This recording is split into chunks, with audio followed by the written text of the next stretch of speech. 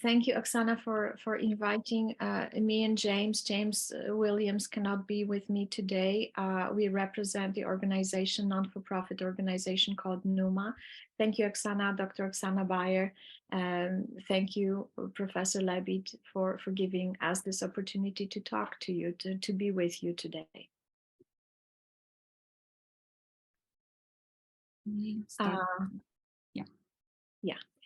Shall I just start with the slides, Oksana? Yeah, here they are. I can show mine. That's fine. Okay. Yeah, we're seeing it. We are seeing. So, just to make a little correction, yes, I have a PhD in history and MA in social work. So I both combine, my identity as a historian and as a clinical social worker and a psychotherapist. And I will have a chance, an honor and privilege to talk to you today about transgenerational trauma. Now, the nature of my talk, because of the time, is going to be only touching upon certain issues, right? So please look at my presentation today just kind of as a throwing pebbles into a deep pond, and maybe getting some inspiration. Алісія каже про те, що помилку я зробила, і у неї PhD з історії. Вона каже про те, що через час, обмеження в часі, вона буде дуже побіжно торкатись тих речей, які пов'язані з трансґенераційною травмою. Ось, то вона пропонує нам подивитись на цю лекцію як такий скоп, такі широкими мазками. Задамо картину того, що стосується цієї теми. So let me begin with the first slide, Oksana, if I may ask you where we stand. Our standpoint is very, very important. And from the beginning of this war, we started working with Oksana over a year ago. It's kind of clear for us, right? At least for some of the psychotherapists from abroad, that you Ukrainian psychotherapists are standing at the forefront of developing interventions in trauma-informed and trauma-focused psychotherapy, both, with the population in Ukraine, and I am fully aware that these are different populations in a different way impacted by the war, and abroad as immigrants. Алісія каже про те, що ми розпочали нашу сумісну роботу приблизно рік тому, з початку війни, і ми співпрацювали з великою кількістю терапевтів, які мають стосунок в своїй роботі до травми. Ось, і сьогодні тема презентації пов'язана з цим колом проблем. And I very, very much appreciate, that this conference is addressed mostly for students, and that the students, you young people, are with us, because this is very, very important. You are the avant-garde. Yes, the inspirations are coming to you from different countries, Western countries. I'm Polish by origins. I live in the United States, but I'm Polish by origins. So, but you need to take, right, the approaches, methods, and theories not for granted. Please never lose from your sight that you need to be open and flexible. And you are creating tools and theories. You will be questioning the theories and pushing the field of psychotherapy, especially in trauma-informed and trauma-focused care, forward. This is your job. Алісія каже, що для неї дуже важливо, це для неї класний шанс сьогодні представити свою доповідь саме для студентів, що конференція здебільшого орієнтована саме на студентів, і вона закликає нас з критичним поглядом ставитись до якихось принципів, які пропонуються як непорушні, як такі ключові, і переглядати, бути відкритими до новацій. Ось вона нас запрошує до такої дискусії, до такого діалогу. In other words, draw inspirations from various sources, but yet adjust these different theories and methods to the socioeconomic, political, and cultural, including spiritual context and positions of your clients and yourself. Take it for yourself and then create the new tools. Don't be shy. Don't be shy. Be brave. Мгм. Алісія закликає нас черпати натхнення з самих різноманітних джерел, але при тому прилаштовувати всі ті знання, які ми отримаємо, саме до соціокультурного контексту, в якому ми працюємо. І вона нас закликає до того, щоб ми створювали свої засоби, інструменти роботи і не соромитись того, каже Алісія. Another very important aspect of what I think is where we stand is that we really need to consider accelerated and unpredictable dynamics of human experiences, both in our clients and in ourselves. And another aspect where we need to stay open. I'm sorry. Інший важливий аспект, на якому наголошує Алісія, вона каже, що ми мусимо враховувати підвищену динаміку досвіду як наших пацієнтів, так і нас самих. І це також важливий аспект ключовий нашої роботи. And the last aspect, which I think is worth emphasizing, is like, the importance of minding cultural competence, yes, on the one hand, but also boundaries, which are very important. Minding counter-transference, compassion fatigue, and self-care in serving others, because unfortunately, we are here, you and we, yes, you students for a little bit longer than us, yes, we are unfortunately here for the long run, but we can win, yes. The ultimate goal is to support the resiliency of individuals in your society, and you can do it. І Алісія ще зважає на те, що окрім цієї культурної компетентності, до якої вона нас закликає, вона каже, що ми тут надовго, ця ситуація надовго, але ми можемо перемогти, то нашою такою кінцевою метою, яку вона там закликає нас побачити, є перемога через те, що ми будемо плекати резильєнтність. У нас є свої кордони, є свої обмеження, є всі ці явища, які вона перерахувала, контрперенос, життя. То ми мусимо також на них зважати, коли будемо думати про свій ресурс. Oksana, can we go to another slide, please? In these slides, you will see, I included the covers of the books, right? This is a shortcut, okay? Reminding you about, at least some of the books, there are plenty, which are dealing with intergenerational trauma, so you can take notes, but I'm not going to talk about these books. Алісія каже, що на своїх слайдах вона включила нам обкладинки книжок, які присвячені темі міжпоколінної травми. Вона не буде на них зупинятися детальніше, але вона закликає, щоб ви за бажанням досліджували цю тему більше, то ви можете для себе робити якісь нотатки і потім звернутися до цих книжок детальніше. So here in this slide, I'm just like, visualizing, bringing up the categories, right? That transgenerational or multi-generational or intergenerational trauma. I would say for us psychotherapists, that taxonomy is not that important, right? The essence is important. We need to be mindful of research, but we do applications most of all. Yes. Another very important aspect is historical trauma. This is like, a slightly differently defined category, or collective trauma, or secondary/vicarious trauma, two different things, operational stress, post-memory. These are all important categories as tools, right? But we are like doctors, if you like. Yes, we have different instruments and we can use them.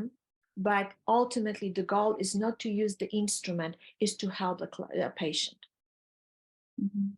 Алісія каже, що на цьому слайді вона перераховує категорії, які важливі в стосунку до цієї теми, яку вона розкриває. І вона каже, що для нас, для практиків, не так важливо знати таксономію, наскільки важливо знати, як ми будемо прикладати ці знання до практики. Вона каже, що ми мусимо тримати на увазі те, що відбувається у сфері досліджень, але при тому завжди пам'ятати про те, як докладати ці всі речі до практичних проблем, з якими ми стикаємось. І для нас важливо знати інструменти, але не так важливо орієнтуватися в інструментах, як мати на увазі, тримати на увазі цю кінцеву мету допомогти нашим клієнтам або пацієнтам. Всі перераховані тут терміни, ви можете їх прочитати, Алісія звертає на них увагу. May I ask for next slide? So for that, for the sake of this lecture, I retrieved the definition of a transgenerational trauma from American Psychological Association Dictionary of Psychology, and then I will ask Dr. Bayer to read it. Алісія каже, що для цієї презентації вона звертається до визначення трансґенераційної травми за Американською психологічною асоціацією, словником психології. І Алісія просила, щоб я прочитала. Це феномен, за якого нащадки людини, що пережила жахливі події, демонструють серйозні емоційні та поведінкові реакції на подію, схожі на реакції, притаманні самій цій людині. Ці реакції варіюють від покоління до покоління і часто вміщують у себе сором, підвищену тривогу, провину, підвищене відчуття вразливості та безпорадності, низьку самооцінку, депресію, суїцидальність, зловживання психоактивними речовинами, дисоціацію, підвищене збудження, інтрузивні думки, складнощі у налагодженні близьких стосунків з іншими, складнощі у регулюванні агресії, а також підвищену реактивність на стрес. Точні механізми цього явища залишаються недостатньо вивченими, але вважається, що він впливає на навички створення стосунків, особисту поведінку, ставлення і переконання, що впливають на наступні покоління. Роль батьківської комунікації стосовно пережитого і суть функціонування родини виявляються виключно важливими для передання травми. Дослідження з міжпоколінної травми першочергово були зосереджені на дітях та онуках і правнуках, виживших у Голокості та американських таборах для японців. Але наразі вони розширилися і охопили племена американських індіанців, родини ветеранів В'єтнамської війни та інших. Має також назву історична травма, мультигенераційна травма, вторинна травматизація. Thank you. May I ask for another slide, please? Thank you. So again, when we look at PTSD, because ultimately, right, this is what we are dealing with. A lot of our clients, of your clients, yes, will have what we call complex PTSD. That means like, different multi-layered sort of like reactions. One thing is like, I don't really like to talk about post-traumatic stress disorder. I like to talk about post-traumatic stress reaction, yes? And then these reactions are being, as we know, triggered by different cues. So the very important element in looking at how intergenerational trauma plays, yes, within, complex trauma is to realize that the boundaries, yes, between these different traumatic events or reactions, right, are being very blurred, right? How should I say, ultimately transgenerational trauma is, appears, right, as a sort of a set of coping techniques with a stress, in this case, for instance, caused by the war or immigration. Алісія каже, що цей феномен, який ми розглядаємо, має стосунок до посттравми, до явища посттравми. І вона каже, що вона надає перевагу не дивитись на це як на розлад, а саме на як реакцію у зв'язку з посттравмою. Ми всі знаємо, що посттравма – це коли стан людини запускається певними тригерами. Знаємо про те, що це розгойдені границі між досвідом, який стався, і тим, що відбувається з людиною зараз. І вона каже, що вона розглядає, і література розглядає наразі посттравму як те, як людина порається, якби це дивно не звучало, порається з тим стресом, який вона пережила через складні якісь події. And now I think that this is like, a very important aspect when we deal with transgenerational trauma. The coping techniques, especially with stress, and especially with stress caused by such a massive moral injury, if you like, as a war, yes, as a war in Ukraine, activates, yes, different parts of consciousness, but also like, speaks to different parts of a person's identity, yes, and that identity, as we know, identity is a complex and it's a fragmented, entity, if you will, like, yes. Identity contains cultural aspect, national aspect, gender aspect, generational aspect, professional, yes, etc. And the way we kind of like, cope, the way culture allows us to cope with, some operational stress or trauma is very important, because then we need to ask ourselves, okay, when a client is coming to us and presents certain maladaptive coping techniques, which are derived from, say, the way his father or grandfather or grandmother mother were coping, then what is the expectation, the realistic expectation for change? Does it make sense, Оксана? Алісія каже про те, що якщо ми розглядаємо трансгенераційну травму як те, як людина порається зі стресом, або, скажімо, це моральною шкодою, заподіяною війною, так, як у нашому випадку, тоді ми будемо дивитись на те, як включається в цей процес свідомість, як до нас промовляють ці частини такого складного утвору, як ідентичність. Вона наголошена на тому, що ідентичність – це ми маємо на увазі і культурна, і національна, і гендерна, і генераційна, і професійна ідентичність. І тоді ми будемо бачити, як культура дозволяє, культура і всі ці складники, які вона перерахувала, як вони дозволяють конкретній людині поратися зі складними обставинами, в яких вона опинилась. Так? Ми будемо питатись, дізнаватись про те, як, скажімо, там бабусі або дідусі цієї людини порались, так? Які механізми наявні, доступні цій людині, як вони промовляють у тій ситуації, в якій людина опинилась. Оксана, how much time do we have? It's 30 now, so 10 minutes more only. 10 minutes more, that's fine. Okay, so let's go to another slide. Just as a reminder, you know, what is the etiology of transgenerational trauma? It's not only the war, yes? It's not only a genocide oppression or state and ideology sponsored wars or experiences of political and community violence, but it's also abuse, including domestic and sexual abuse. It's also neglect. It's also extreme poverty. It's also natural disasters, mass migration, and post-memory. And then I would say that, you know, that especially in this day and age, and I think that, you know, war in Ukraine really, I think, brought to the surface the presence and the importance of social media, yes, as a mean and as a tool of secondary traumatization. Yes, our children, our young people, our older people, Ukrainian people, yes, not only who were abroad, very often were exposed, yes, to the images, to the narratives, which were highly traumatizing. Yes, this is also like, you know, some aspect which we need to address, which we need to at least be aware of. Так, Алісія звертає увагу на етіологію трансгенераційної травми. Тут перераховані всі події, які можуть бути предикторами того, що формується трансгенераційна травма.